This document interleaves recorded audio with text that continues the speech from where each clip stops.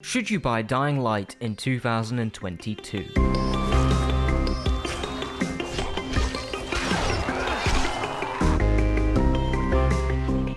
So I just finished my Dead Island review and made a Dying Light 2 review about 3 months ago, so I thought why not finish off this trilogy of reviews while I play through Prey.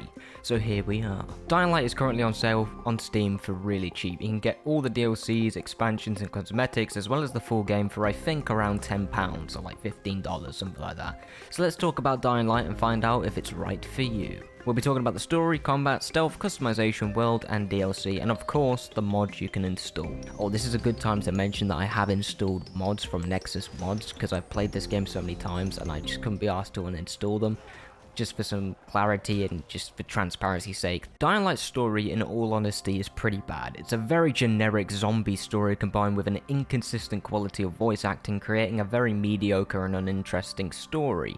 However, it gets the job done. Zombie stories in games have one job, as I've always said: give us the players a reason to slice up some zombies, and in Dying Light's case do loads of parkour, and the story does that. Like I said, it's a very average story, but I doubt most of you will even care about that, and I didn't give Dead Island a super hard time when it comes to the story. I did about the voice acting. But I really shouldn't do the same here. The story isn't great. You follow a guy called Kyle Crane, who sounds like the English voice actor for Deidara from Naruto, which is pretty cool, but Kyle Crane is pretty uninteresting to me, which is why I've always found it odd, because a lot of people seem to really like Kyle's character, but I'm just not one of them. He's more annoying if anything, constantly screaming in scenes and always feels out of place, at least he does to me.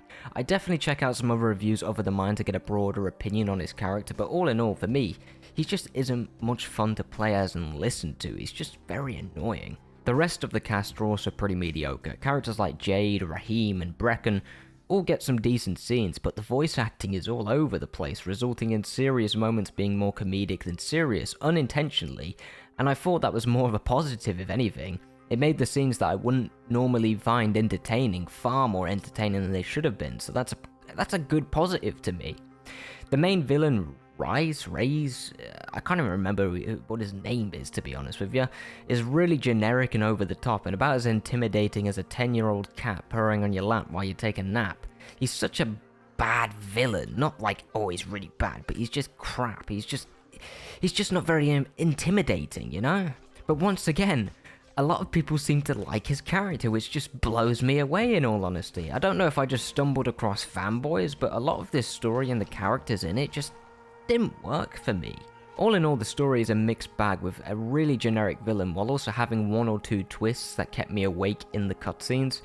Do I think you should buy Dying Light for the story? No, absolutely not, but gameplay wise, this game is so much fun. The gameplay is so good. Let's talk about the combat. If you're enjoying this video, consider sticking around by subscribing. Cheers. Combat is your classic zombie experience, only sprinkled with more mobility than ever before. You blast, shoot, slam, slice, dropkick and stamp on zombies all throughout the game with some really damn good custom weapons.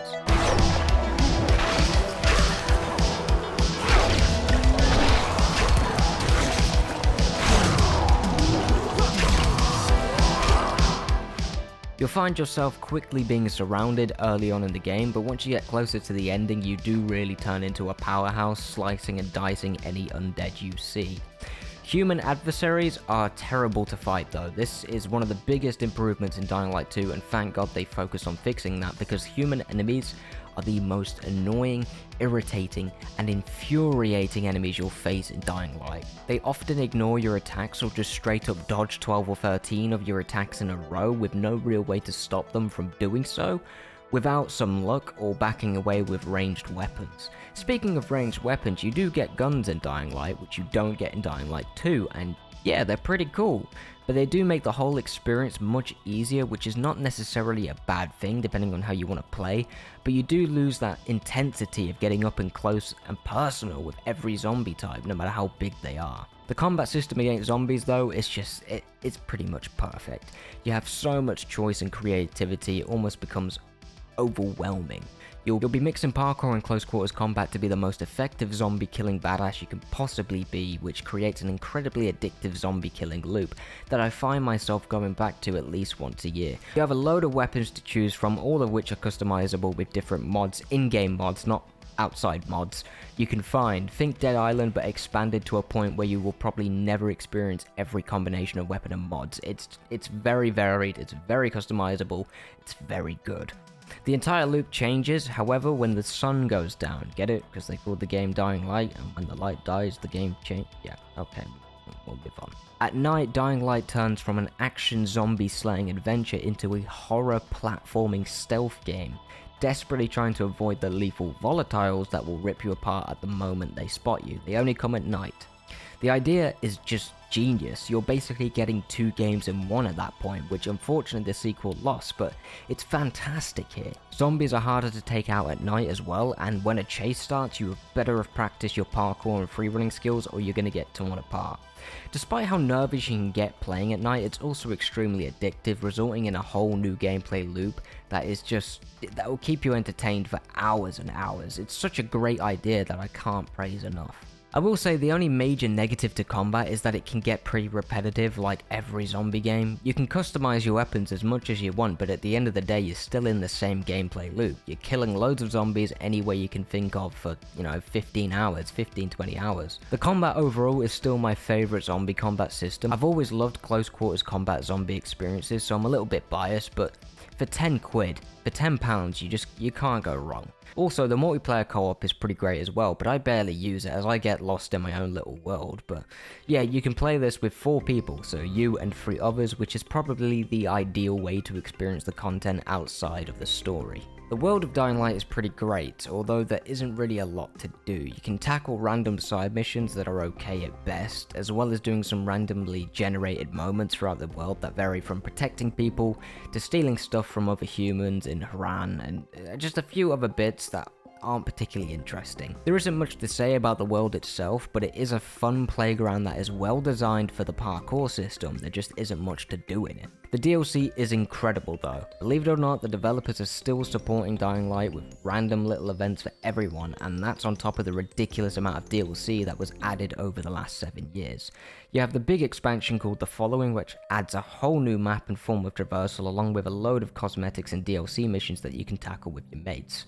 I've only played The Following once and never managed to put together a group of mates to tackle the rest of the DLC, but rest assured the DLC you can get is some really great stuff. From my experience anyway, The Following expansion is really good.